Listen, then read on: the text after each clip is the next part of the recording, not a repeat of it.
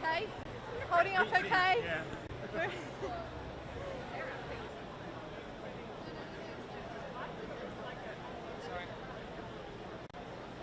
Yeah, he'll be next to Jacinda.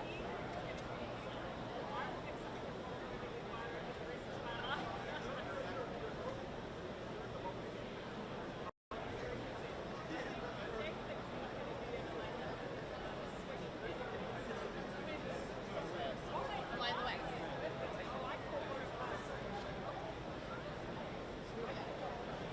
Huh? Yeah, he's sitting there, so we'll get him taking his seat and then we leave. Yeah.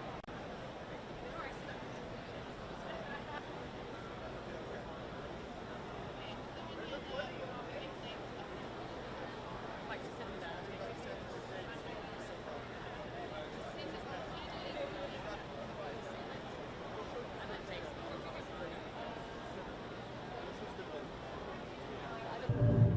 A place of wonder, of ancient forests and endless oceans, of countless creatures,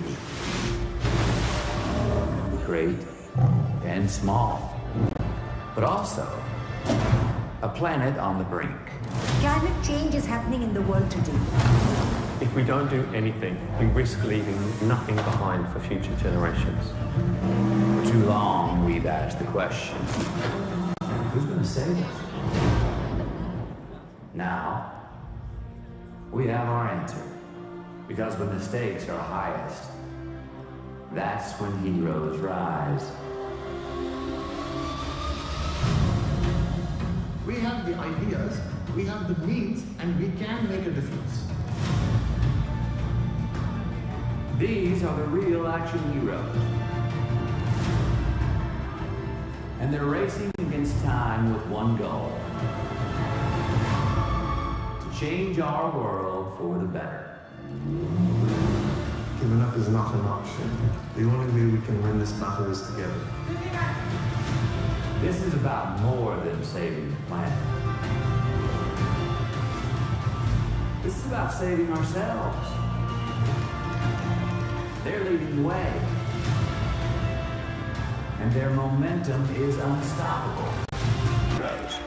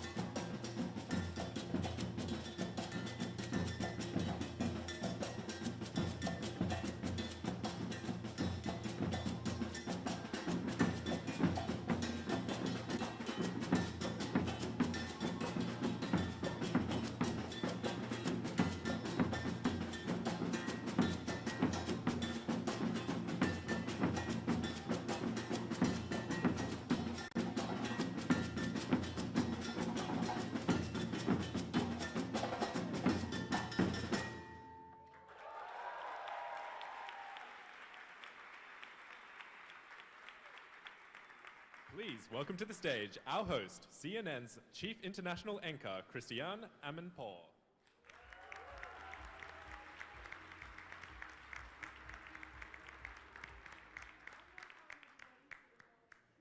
action heroes. Give it up.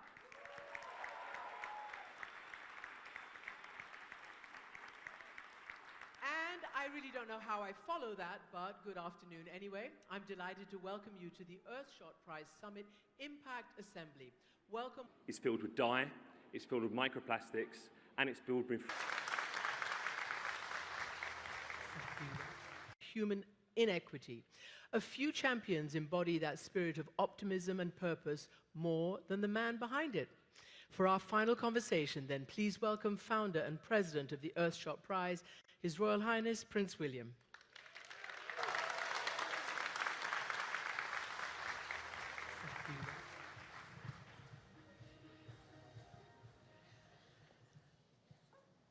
Well, I mean, this has been very inspiring, a lot of incredible finalists, a lot of optimism and action and really hope. You've been in the 5 years, this is a 10-year action project. I mean, I think you've sorted through thousands and thousands of finalists, you've got hundreds of partners, and apparently 75 actual solutions. What have these tangible efforts done, and are you satisfied with the progress so far midway? Christiane, I think it's days like today that there's a chance for a bit of a reflection as to, I can't quite believe we are at the halfway mark of the 10-year plan of the decade of change that Earthshot was there for. I'm so pleased and impressed by what the Earthshot's achieved, but most of all by the finalists, the winners, and all the Earthshot community that are out here. They've risen to the challenge. They've managed to do everything that we've asked of them. They've managed to go and secure their deals. They've managed to scale their products. They've managed to build networks between each other and people they've never seen before. And I think we've challenged them at every turn to be bolder, be better, be ambitious, reach for the stars. The Earthshot's job around that is to really be the glue that holds it all together. And I think when we first started talking about this as a concept, optimism was the key word we always wanted to use, because as you saw on the screen here, urgency and optimism equal action. And there was an awful lot of pessimism going around. And I think you can feel today that the positivity and the sort of feeling of hope and we can do this from every single person. I mean, they're the brains and they're the fantastic people who are going to do what we need to do.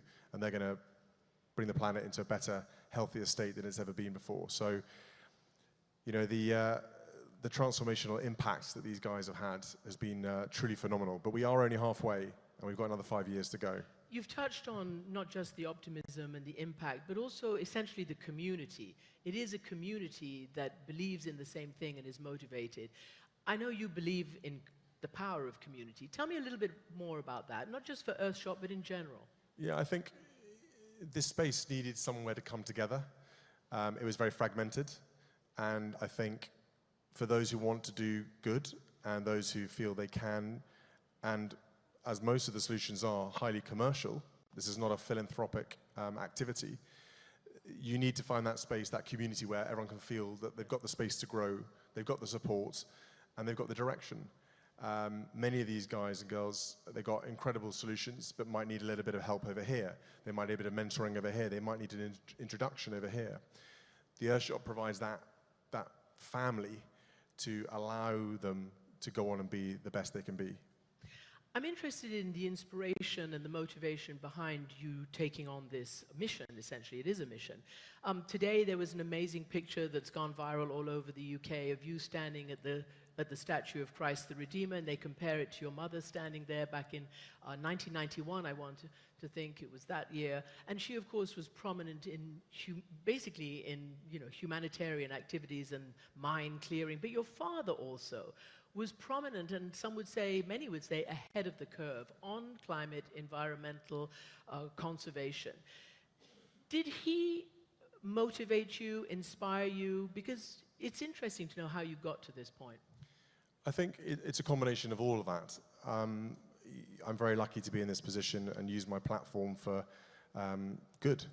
And whenever I'm doing stuff, I'm constantly analyzing where best can I use my platform for the greatest impact.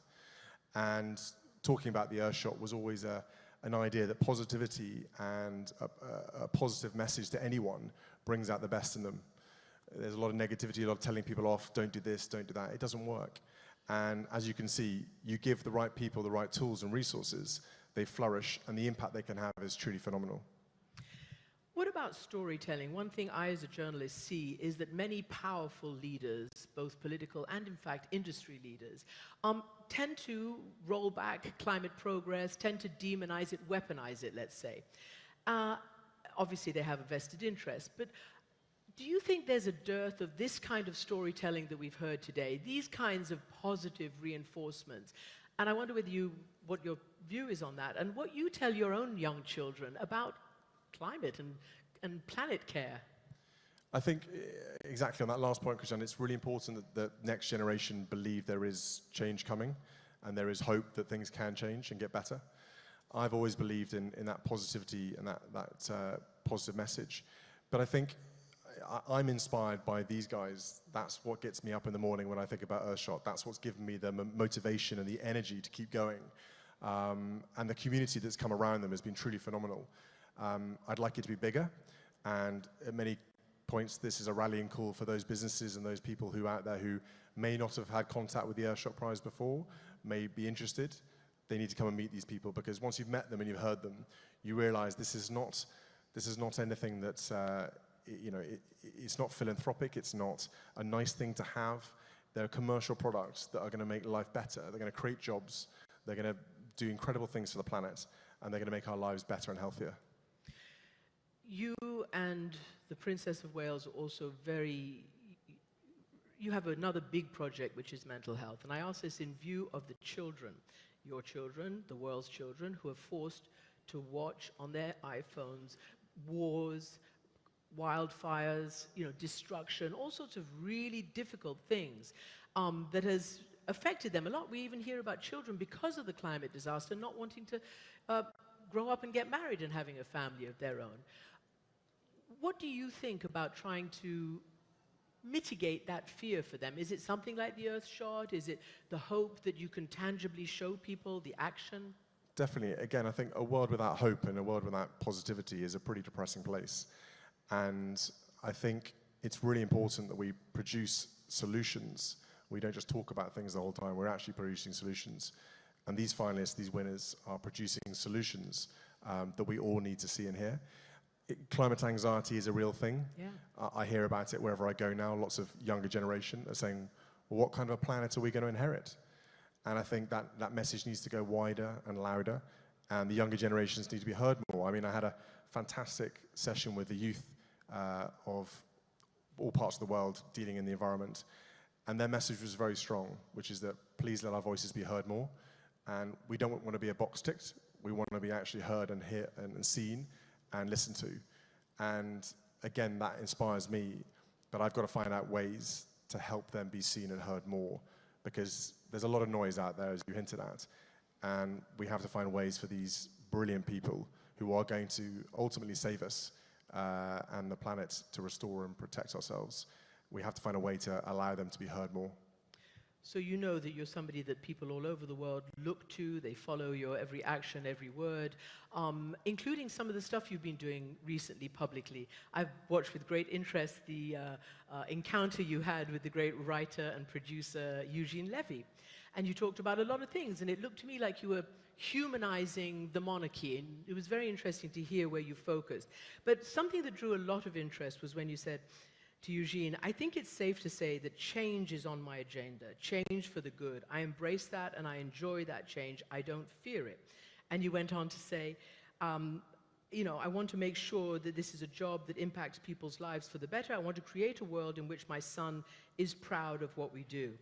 And, given the fact that, there's been a lot of change in your own family recently, and you yourself have talked about this change, just talk about that a little bit. Where do you see the change? What do you think needs to happen? I think the Earthshot Prize is a classic example of change. Rather than talk about it, we're doing it. And that's where I want it to be, is that these people in here are the true action heroes of our time. And change will come by backing them, not by what I do. And so I want to surround myself with people who want to make change and do good in the world. Is that what you meant when you told Eugene that you want your son to be proud of that kind of change? Yeah, I think it's really important. Again, you have to provide a leadership and a vision that there's good things to come and that it's not all negative. And for my children particularly, knowing that the planet's going to be in a healthier, better state because of the brilliant people in this room is something that I love to tell them, when they go to bed. It's like, it's going to be great. Your future is going to be as bright as futures gone by. And that's a really important message for all of us to hear. So we heard from the mayor who gave you the keys to the city, Mayor Paish. We heard from the environmental minister. We've heard from the indigenous community. And you're going to Belém to give the COP speech on behalf of His Majesty the King. What do you think is special, and why did you choose Brazil and this city particularly for the Earthshot Prize this year? Well, the mayor will kill me unless I do a big piece for Brazil here. But obviously, Brazil, I mean, it's incredible. We've all seen it here. The natural beauty, the charm, the people, the environmental leadership that Brazil have produced is incredible. And you couldn't find a better place in Latin America to come to than Brazil for Earthshot. And obviously, them hosting COP30 is a big deal. In Belém, in the mouth of the Amazon, I think we felt very strongly that there was no other better contender to host the Earthshot Prize, to give that platform and to give that mouthpiece. You heard from some of the indigenous leaders, you heard from the government. They really deeply care about the environment down here. And again, if we give them the tools and resources to impact that change, then Brazil and the world will be a better place. On that note, thank you so much, Your Royal Highness Prince William. Thank you. Leave that there. And why was it so important for the Earthshot Prize to, well, no, that is actually it. That's it for this event. I was getting, I don't know, something, moved into, maybe I'm meant to be saying this. We've heard announcements today that move beyond words into real, tangible